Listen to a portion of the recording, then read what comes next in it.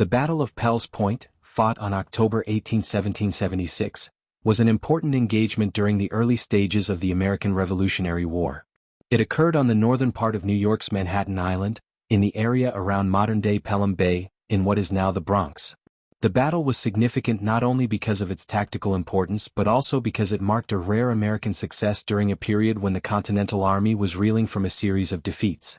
Background to the battle. After the British victory at the Battle of Long Island in late August 1776, General George Washington's Continental Army was forced to retreat across the East River to the island of Manhattan.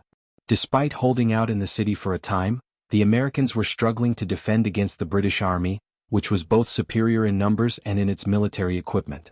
The Continental Army's position in New York was increasingly precarious, and General William Howe, commander of the British forces, was intent on pressing the advantage and capturing the city. In early October 1776, Washington received information that the British were planning to advance further into Manhattan and eventually push the Continental Army out of the city entirely. Washington knew that a full retreat would demoralize his troops, which were already battered and outnumbered. He needed to fight back and slow the British advance to buy time for his forces to reorganize. To that end, Washington ordered his troops to take up defensive positions in northern Manhattan to delay the British. The forces involved. The British Army, numbering around 8,000 men, was commanded by General Howe, with the help of his brothers, Lord Howe and Admiral Richard Howe, who commanded the British naval forces. Washington's forces, by contrast, were considerably smaller, with only about 1,500 to 2,000 soldiers engaged in the battle at Pell's Point. These troops were a mix of regular Continental Army soldiers and local militia. Despite being heavily outnumbered, the Continental Army's position at Pell's Point provided a strong defensive advantage. The battle unfolds.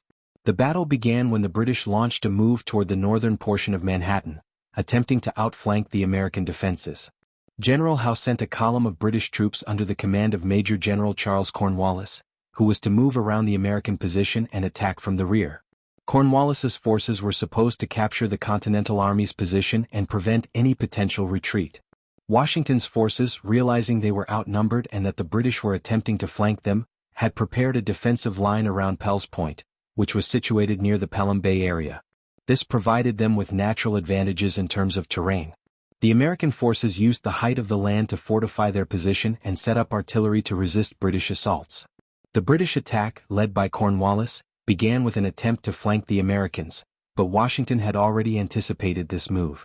The Continental Army held their position and repelled several British assaults.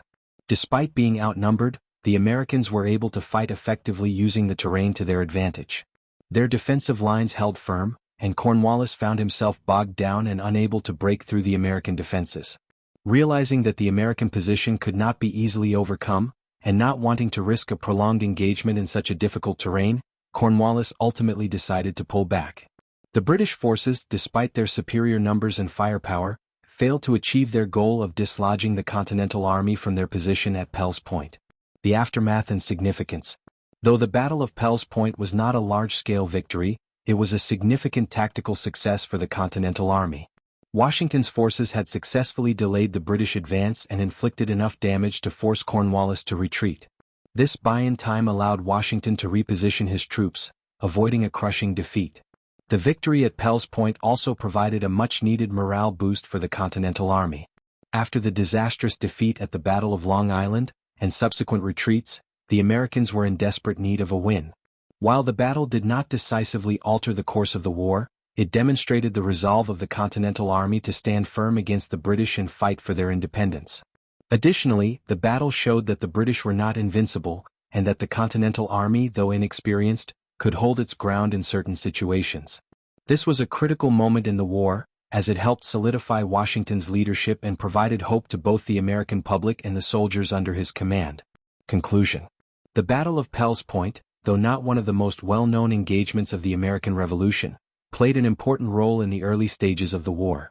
It was a rare American success in a series of setbacks, and it provided much-needed confidence and morale to the Continental Army. Washington's leadership and the resilience of his troops helped delay the British advance, contributing to the eventual success of the American cause.